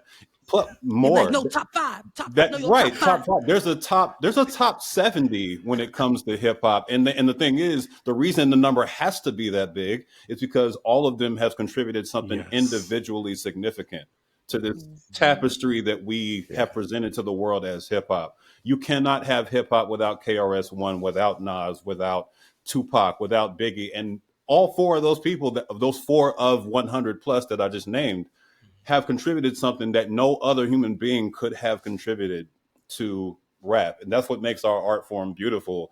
Every single person who has taken part in it has made it better as a whole and made it something that's more comprehensive and turned it into the world's pop music that we have today. So what we need to get to the heart of is why the hell are we always driving Black people against Black people in every art form, in every sport, in every field, in every category? Why is it always that person has to be better than that person? And why is it only men when we get to that discussion in the first place? Why? Because it's a reflection of our lived reality. There are so many, because we live in a world that is anti-Black, that wants Black people to have as little as possible, as little opportunities, doesn't like to recognize us as talented. In every arena that we are in, they want to believe, because it's what they believe about Black people in the world, or after what, that we are untalented, that there are only a couple of exceptions. There are only a couple that are really smart, a couple that are really good at this, a couple that are really good at that. And so it's reinforced in all our industries, the idea that like everything is so, and we internalize it. Everything becomes so discardable. There can only be a few people that are truly great, and then you diminish in media and like downplay everybody else's accomplishments because, and you see that so much, right? There are so many people who have contributed like amazing things to like, since we're talking about hip hop, and people will, it's like, what have you done for me lately? You're only as good as your current hit. People will shit on that and dismiss them, and there's this constant effort to try to prove yourself or be the best. It's never, and when you see it, not for nothing, since we're going to be talking about Kendrick, I think J. Cole is a perfect example of our unwillingness to accept that people could be comfortable with their at. There's this inherent desire that I'm supposed to be fighting for the top spot. That's why people found it so fucking offensive, the idea that J. Cole, like I remember at one point in time, J. Cole had a song that I don't remember which one it was, but basically it was like, I'm cool with being 3 to people. You know what I mean? Like if they think I'm the third. And I remember all the academics, all the people like, what? This is some anti-hip hop. You're supposed to be trying to, you know what I mean? And I always understood like that's a 3 of greatness. There's so much greatness. There's so many people who, when people talk about hip hop, they talk about the greats they never discuss. People are still with us. So what amazing careers, like people talk about rap. They don't talk about Ludacris. Ludacris had an amazing and you career. know what? So much about Ludacris, that you know is anti-Southern narratives, and we ain't gotta. We look now, Olay. You're gonna get me started. You're gonna get me started. You're gonna get me started. I mean, Don't get me started on that. Outkast, Lil Wayne, The other thing I'll say too, just really quickly, Olay, to your point, yes, I think that the competition in rap, I think, is a part of 2 things, and I think you hit the nail on the head with the most important one. Just the Black experience is typified in a lot of ways by scarcity of opportunity. So we have to compete for opportunity, resources, and there's this perception that so many of us are unworthy of opportunity. But then in rap, there's also the literal competition of when rap was emerging as something that was recognizable, you had to demonstrate that you were capable of being on the mic. And to actually touch the mic, you had to be good. And to not only be on the mic to rock the party, you had to be ready and better than whoever else wanted to try to rock the party too. And that's how you started getting like the Cold Crush Brothers and Fantastic Romantics and the like, creating these routines and things like that. And their legend was building around the Bronx because they were known to be able to rock a party sometimes for upwards of an hour and the like. So that inherent competition was literally at the formation of rapping, and then it got commodified later once corporate interests started entering into the culture too. Yeah. And a couple of points, allow me something you brought up, and it allowed me to now speak about this artist because I noticed that she didn't get mentioned because whether you don't like her frowsy ways or not, we can't exclude Nicki Minaj, that she has had a huge role in this. But your comment on there can only be a select few, and the unfortunate part about Nicki is she the comes main one who believe it's only supposed to be right is she comes out on the wrong side of that, whereas like a Cardi understands that it's about community. We get further ahead when we bring more of us along, whereas a Cardi's like, Nicki's like, well, I'm the main one, and this is, I'm going to block out other people. And it's like a Nicki story as old as time, right? Like Tyra versus Naomi, there can only be one Black supermodel, and so that's why I give Nicki grace. A lot of people don't like to, but yeah, and then to your point, Deshaun and Timothy, about TDE takes time to let their artists simmer, slow cook, so that they can grow and become the great artists like SZA as well. Like during the press room, she talked about there was a certain person that asked her, R&B artist, and SZA said straight up, like, no, that's the box y'all put me in. I like to make the type of genre of music that I like to make, but you guys just see me as R&B. Because some of my favorite songs from SZA on SOS were some of her rock songs. And then lastly, where you talked about Deshaun with the executives and the labels, I don't know if you guys caught the audience video of when Kendrick Lamar won. We all went up in the press room. Amazing moment, but you can't ignore the fact that Dr. Dre and Lucian Grange gave each other a high five when he won. So it's culture and it's politics, but we can move into Kendrick Lamar. Yeah. Yeah, since we gonna go to Kendrick so that we could be free. I'm just gonna say right quick about Nicki. My problem with Nicki is that Nicki is part of the problem. That's my fundamental problem. No one could and no one would ever take away from Nicki's like Nicki's impact on hip hop or her talent. Right. No one would ever take it from her. The problem is all Nicki ever Right. seems to want to do is take it from everybody else. Like, Yep. that has been my issue with Nicki. To what Deshaun said earlier, what made Cardi so impactful wasn't just that she busted door through, but by collaborating with all these female artists, she showed the industry that there was room to make them profitable. There's a reason why Nicki was popular. Nicki was popular for dumb long before we got a Cardi, but she didn't do for the industry and for women in rap the way what Cardi did and what a lot of other female artists have continued to do, follow, like taking the baton from Cardi. And it's because every word out of Nicki's mouth is everybody is fucking beneath me. It should only be me. She Jeez. likes being the only woman in the room. And I think it's because she Yeah. comes from an era of being the first lady of something where the industry itself, like hip hop, was constantly enforcing that there's only supposed to be one. That's why Terror Squad had their first lady. That's why Young Money had their first lady. That's why G Unit had their first lady, because they believe it only could be one woman. This is our male industry, and Nicki buys into that. She was forged in that, and like she cannot wrap her head around like it changing. She takes it as an offense to her being, and she just does shit that I think is despicable. And I honestly, and I say this to say, like, as somebody who loves rap and loves bad bitch rap and like loves women rappers, I loved Nicki Minaj in high school. Like, I can't express I had Nicki on my wall. Like, I mean, I remember when there was a time where you hadn't even seen Nicki like that. You remember when you just you was hearing her verses in music, but she wasn't like in music videos. She was just kind of like breaking through, and you could be excited to see her. Like, you didn't see her that much. Like, I remember when like Massive Attack dropped. Like, that's how, like, just wanting to see Nicki. So it didn't come like people who, like, at least for me, and I think a lot of people who don't like Nicki, that was not a quick fall from grace. I'm telling you, I watched Nicki show her ass. For so years. long, and honestly, by the time that shit she did with Meg, I stopped. Like, I'm telling you, Nicki's shit with Cardi was so nasty, and people were trying to downplay like how it was, and then you saw her just continue. I've seen her take it at like much smaller artists. I've seen her just attack women artists after women artists. Every time Nicki even be cool with a woman artist, that's 2 seconds until that's done. But the way she did Meg, like, of a woman, like, inherently music. A woman to be out here mocking another woman experience violence. The way she talked about even the victim or her husband, the way she talked about that girl's dead mother, it's just shit like that I'm like, you're a despicable person. And that's just what it is for me. And I rarely, like, I mean rarely be like, I don't like a motherfucker on principle. I'm really like gonna not listen. I don't even listen to Nicki music no more. I don't like Nicki so much as a character. So it's like, it's not talent. I'll never take that away from her. Bars out of Monster, she slaughtered everybody in the beat. We all know She's all a great the facts. rapper. We all know the Nicki facts. Nicki's record and resume will always be what it is, but Nicki is the one who took away from it. Nicki hurt her own legacy. And that's what makes her, and that's what makes it different when people try to compare her at that time, before we got all of these, you know, young women rappers right now. But at that time, it was different, because with Lil' Kim, that's when people try to say, oh, Lil' Kim was, no, I don't. I think this is such a different thing. What the monster that Nicki has become, and how she did bring in some of the girls and do that as like, look, I did it. I'm the queen, so I can handpick who's gonna come next. And then those people had found issues with Nicki as well. So at this point, I just feel like, you know, Nicki's a great rapper. Still listen to some of her stuff. I happened to be in college at the time when her mixtape dropped and all the stuff, and it was great. Like, I love Nicki. I can still listen to her music and still say that I can't mess with her as a person. And I think that that's just a personality trait that ain't no good.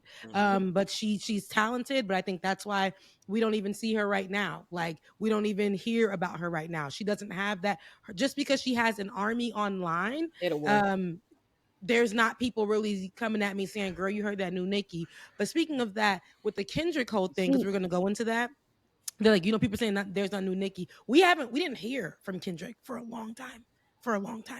And all of a sudden, you know, they mentioned he came out a little bit, but then in March, when they dropped Like That on Future's album, which wasn't even at like something that we heard about at the Grammys at all, like that whole album. That's what I'm saying. Like, that's how much that album didn't make an impact. But the one song done literally made that whole year, brought put Kendrick in the booth. See, like, it really powered him up. Like that on Future's album that we did not hear about at the Grammys. This is what really sparked Kendrick Lamar, and what we see has come of that. But I feel like, and it also became the demise of Drake, who we didn't hear about at this year's Grammys. Not even mentioned, nothing, didn't show up. And who would have thought that that cold day in March, when Future's album dropped, that we would now see from the rest of that year to today that Kendrick Lamar would own like the whole, like everything, like would be the star and on top of everything. I know Doechii Kendrick has nightmares every night. No, he has. I know. He has to. And I wanted to say something really quick about the last thing I'll say on Nicki, and it's extremely short because I think Nicki Minaj is the karma of the rap industry and how they've dealt with women for all these years. And forgive my political analogy, but I always call Donald Trump America's karma. And I've just seen a lot of these parallels in that we've done so many messed up things to this oppressed, downtrodden population for so many years. We were eventually going to create a Nicki Minaj. Yeah. And we've created a Trump in this exact same way. We created the person that is the worst of everything. And at one point, we had a benign attitude about Trump once upon a time too, but we had a benign attitude towards Nicki and her character flaws, and then they just got worse and worse and worse over the years. And now it's something that you can't ignore and you can't sit to the side as if it doesn't matter and it doesn't impact people, because it does. It's rough. It's rough to watch in both cases, but specifically with Nicki, is like we believed in you, and like you just never really were able to get over the childish kind of competitiveness and pettiness to just become the rap icon that you deserve. I gotta say, I know we're moving on to Kendrick. I know, but y'all keep talking about Nicki, and I'm like, I got things to say. But do it. I gotta say that, one, I think that everything that y'all have said is brilliant, and I think the difference between Nicki and a lot of the women who came before her, because the point that Olay made, I think, is really important. That Nicki, if you think about it, was the last of the women rap genre who came from a group of men who had to be endorsed by a group of men to be accepted. But that is not necessarily how it started, right? If we go back to Queen Latifah, if we go back to NC Light, if we go back to Money Love, all of those artists didn't come up from being like first ladies of a hip hop group. They came up rapping, like talking their shit. But I think what happened between then and the 90s is that your Rough Riders, your Mafia, Junior Mafia, like all of these different rap groups had to have their Eves and their Lil Kims and their Lauryn Hills, and what ended up happening is like they got disciplined in a very particular way into submission, right? They could be big but couldn't be too big, right? They could be large but couldn't be too large. And when you got to a point where you became too big, too large, you got disciplined. Nicki, I think two things happened. She, one, got lucky, but two, there was a turn of an era, right, between the 90s, early 2000s, and the 2010s that allowed for her, because of like the way that feminism had grown, allowed for her to not be disciplined in a way that Kim and so many others were. And I think also Wayne recognized the fact that, like, shit, I made two monsters, and I'm gonna let them soar, do their thing. Like, we're making money off of that, because Wayne was also a monster, right? So like, and is like, Wayne is one of my favorite rappers ever. But the point that I'm making with this is that Nicki, I think, Cam, what you just said about her being the karma is just like brilliant, because she was not disciplined in the ways that the other women were, but helped to discipline those women, right? She helped to make sure that Kim was disciplined. She helped to make sure that Eve was disciplined, even if like not intentionally so, right? It was just this way of like making sure that she was the one voice that we heard, both by being just incredibly talented. You know, like when she was hopping on remixes with other women, like the record with Ludacris, she outshined. I won't say outshine because I'm a huge Eve fan. So I loved Eve's verse. I love Trina's verse, loved Diamond's verse, but Nicki outshined on that record. And I think now we're just witnessing Nicki sort of experiencing what it means to be on the other side of that disciplining, but it's of her own creation.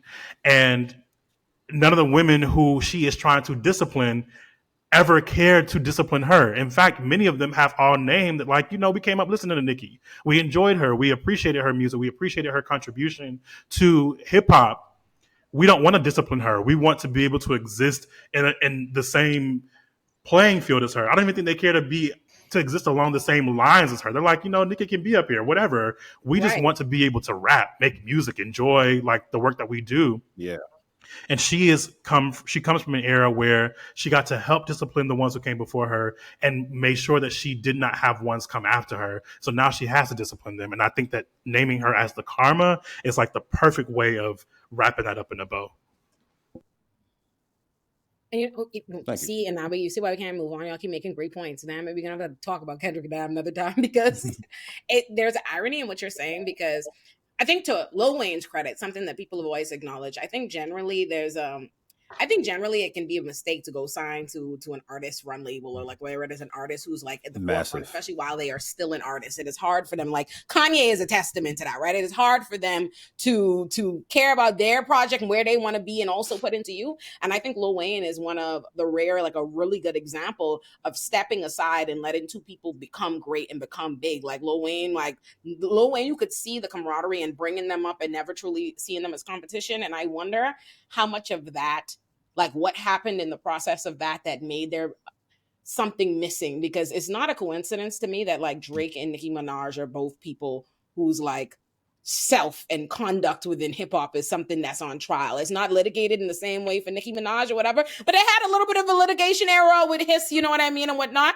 But to me, that's not a coincidence. They're coming from the same camp, you know what I mean, with the same mentors, and they both don't seem to know how to act. So I don't know, but I guess that's a beautiful way for us to finally get to Kendrick and his sweep. Props. I'm about to say, I'll start us off. Shit.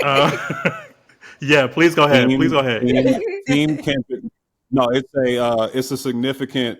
Like all the things I said about the Grammys beforehand are still valid, but I think it's just the final bow on the top. Really, the final bow will be the Super Bowl, but the final bow on top of what was essentially an unprovoked barbecuing of one of hip hop's biggest figures at the hands of Kendrick, and him having to have his hand forced to discipline that artist. And I think more than anything, it's one of those moments where we're like, okay, yeah, the Grammys ain't that bad. You know what I'm saying? Like they eventually they get it right sometimes, but no, like I'm still not team Grammys. Like I'm still team like that show is really, really messed up from a historical perspective. It's a distraction. And it really creates more arguments within our music community than existed before every single time, every single year. And it's purposely ignored us for so long that I have a hard time celebrating this. But the one aspect of it that I will celebrate is the further burying of the biggest culture vulture I've ever seen in my life. Talk that shit. That's my word on that. That's great. I'd have so much rage in my heart. Like, I honestly don't think I would like come off the ledge of rage. Like, every day I see Drake mishandle this whole situation, right? Like, honestly, I think all of this, Drake's handling of the issue has been so much worse than anything that happened in the battle, right? Like, I really like his handling has been despicable at every turn. It's like, I just do not understand why, for the love of God, he just don't go sit down quietly and come back with a great piece of work after some time. Like, had he just done that, we could be almost a year. He'd almost have a year. He doesn't have it in him. He doesn't have it in him. And you know why I think he's mad as fuck? It's similar to like what I was saying about similar but different, because, you know, Drake is, I'll still always give Drake his talent, right? Like, but similar to different to like academics, you know, flying off the handle because people are reprimanding him for creep shit that he does that other people do. Drake's rage is in that Drake has been allowed to live this way. You know what I mean? The whole time it's like, it's infuriating when you think like people who was fucking with you, who didn't have no problem with this, all in plain sight, fucking with your music heavy for 15 years. Like, I know he cannot understand what could have happened to make Taylor Swift do the sweep along with Mustard. I know, like, he's trying to, like, what the fuck? How on God's green earth do all these people hate me? And I can only imagine. I think like that level of rage and like stewing, I think is why Drake keeps handling this so terribly. Absolutely. Like, I think every day he wakes up in disbelief. Like, and it's clear in everything that he expresses. I doubt there's ever going to be like a real processing of like what the indictments are that were made against Drake or whatever. I doubt he's ever going to do that. And honestly, I don't think he needed to do that to come back. Like, he didn't need to that. He needed to just be quiet. Like, most people don't actually just co-sign, you know what I mean, the indictments against them. That's usually not how life works. But had he sat down, taken time out, and came out with music that with minimal credits, where just been him, that was hard, that was dope music, which I don't care what nobody says. Drake is capable of making great music. He's made lots of great music, whether or not you think it's because who he's collaborating with, who he's stealing from, all this and the next thing. Mm-hmm. But I say all this to say, I agree with Cam that I've never seen someone take just everybody, just the universe, just unite to whoop your ass like this. I actually was so hurt. I was hurt for Drake when I remembered, because I sat in the house and CJ, I was like, I'm like, I guess Drake can't say nothing. He did win his Grammy for Back to Back. And then I looked and I said, no, he didn't win his Grammy for Back to Back. In fact, he lost to this Nicki Kendrick. And I actually thought, I was like, if I was Drake, I think like I might have to go blow something up. Like, I would lose my actual mind. Like, I lost my diss track Grammy to this, and now y'all gonna get us all the Grammys on my ass. Why are all these white people even screaming not like us? It's not even dick. Imagine a bunch of white pop culture vultures at the Grammy singing along to Not Like Us about you. That's about to happen at the Super Bowl. This is so. I'm gonna bring a little bit of nuance here. Don't throw tomatoes at me, please. I love that Kendrick swept. I want to start by saying that Drake's downfall is one of my favorite things to witness. I want to say that too. And I do think that it is particularly, I don't know how to phrase it, so I'm just going to say it. I don't like that, like, pedophilia, sexual violence has been used as a punchline in a record, something that is like deeply serious, that has just been used as like a dig. And to see that being played in a room full of Hollywood folks who we know are overwhelmingly involved in a lot of that behavior, it's like, I like it. It grinds my gears. I'm like, I don't like this, and I don't like the fact that like so many people have sat around Drake and witnessed his blatant misogyny and sexual violence and all the things for years, and have not said anything, have co-signed him until Kendrick decides to hop on a record and say this out loud. And now it's just like people are just yelling A minor all over the world as something that's like just like a funny haha thing to say in the middle of a rap beef, and not like a very serious issue. And for me, it's just like I have very like intense feelings about that. I think that has to do with, and I think that has to do with Drake's inability to process the critique. Like I've said this a couple of times, like people don't want to hear it. It's like, yeah, I get it. I'm not saying that there's lacks validity to the critique of Drake that Kendrick is making or anything, but I do think there's validity to the argument that it's not truly about the critique. You don't really fuck with this, and that's really all it boils down to, because hip hop is full of proof that you don't give a fuck about this critique. Like, it's just that simple. I'm like, and it's not a historical past thing. It's a present day thing. Kodak Black and all these niggas is rapists. Like I'm saying, and you don't have a problem with it. Like, it's just true. So it's like, I think that's my thing, is like, it feels a little self-righteous when people pretend it's like truly wrapped up in all the merit of the critiques that Kendrick are making. And it's really that this won the rap beef, he shitted on you, you handled it terribly, and now you look lame. It's not cool, you know what I mean, to like you. And that has a lot to do with, I think, why Drake is so upset, because from Drake's perspective, Drake is a pop nigga, you know what I mean, in so many tracks. Not to say he's a rapper, I take that away from him. I never do that to him. But Drake is pop in the sense he has a massive white audience. Like, for him, in the world that he lives in, it's insane at the Grammys, an environment that would typically embrace him. Like, these kinds of people that are there, the people who make the machine go, with a Drake kind. Drake didn't just come this way. Drake was made. Drake was portrayed.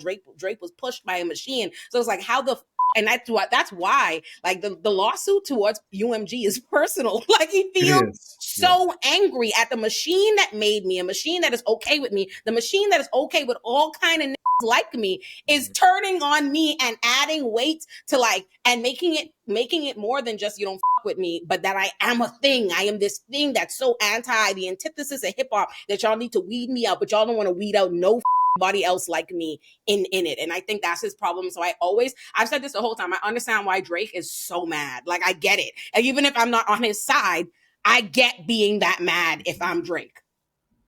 What else could he do? I mean, yeah, I'd be mad as yeah, I would hate the death of me. Yeah. No. And I know he does it on tour in Australia. Did you see that? I was blown away. It looked like he was doing karaoke out there. That tickled me as a creator, that Drake is only touring in Australia, because I was like, he clearly looked at the analytics and decided only his Australian fans are acting right. Yeah. And that made me laugh, because I know what it's like to be pissed the off at one particular audience. Be like, you're not getting that content. I'm gonna go with these over here to learn how to pop. Like, so that shit made me weak. He said, you know what? Only these Australian been streaming right, acting right, speaking up for me. He looked, the bot farms was coming out of Australia. He said, all right. I think at the end of the day, the biggest problem that Drake has had is he thought that he was bigger than the machine. He thought he was bigger than the machine. And I've always seen Drake as a pop star who wore a costume of hip hop.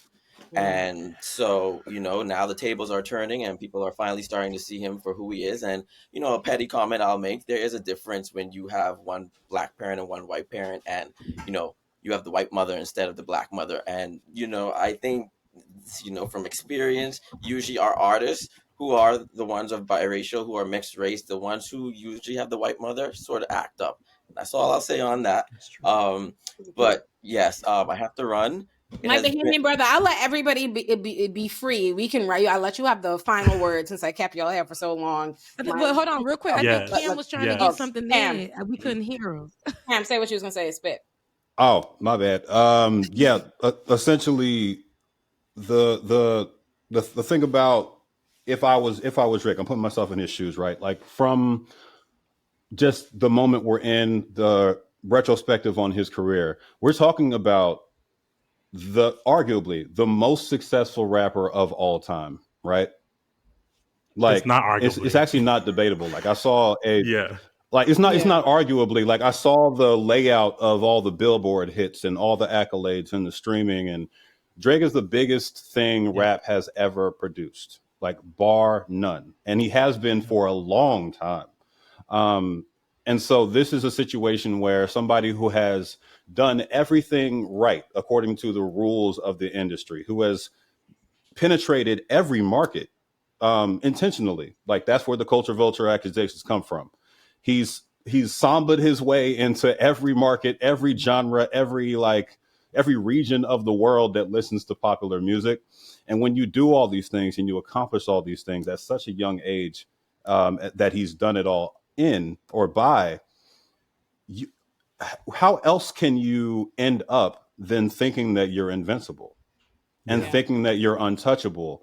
And after having a success against Meek, after surviving Pusha T and not seeing any significant repercussions for indisputably losing that rap battle too, how could you see this bout with Kendrick as anything different? His key mistake was that he went into this thinking that he was big enough to overcome somebody who was actually of the culture, and not looking into it from outside in, like, I've figured out how y'all move. I figured out how y'all do things. Have had all the Atlanta rapper collabs. I am hip hop, but no, you're not. Like, no, you're not. You love hip hop and you make some good rap music. Like, I agree with Olay 100% on that one.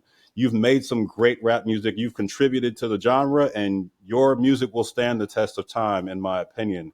Some of it, but the two fatal flaws are the one I just named, and the fact that he never grew up. That is the part. Drake has never once made a grown man rap song in the last 10 years. That's true. And that I can got count worse. them off. It got worse. I honestly think people wouldn't think his catalog was that childish if it weren't for the most recent albums. I honestly think for all the dogs, I think her Lost in like quality wise comparison to For All the Dogs is a great album. You know what I mean? Because For All the Dogs sucked.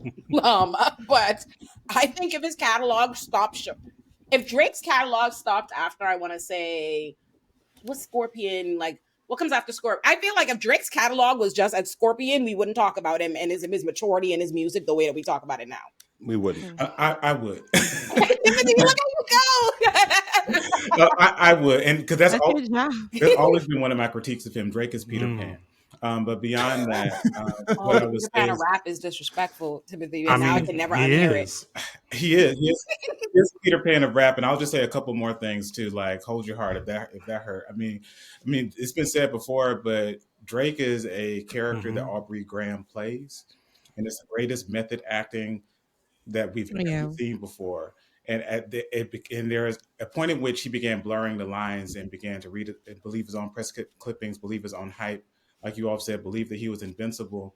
And predators never suspect that their day of reckoning is coming.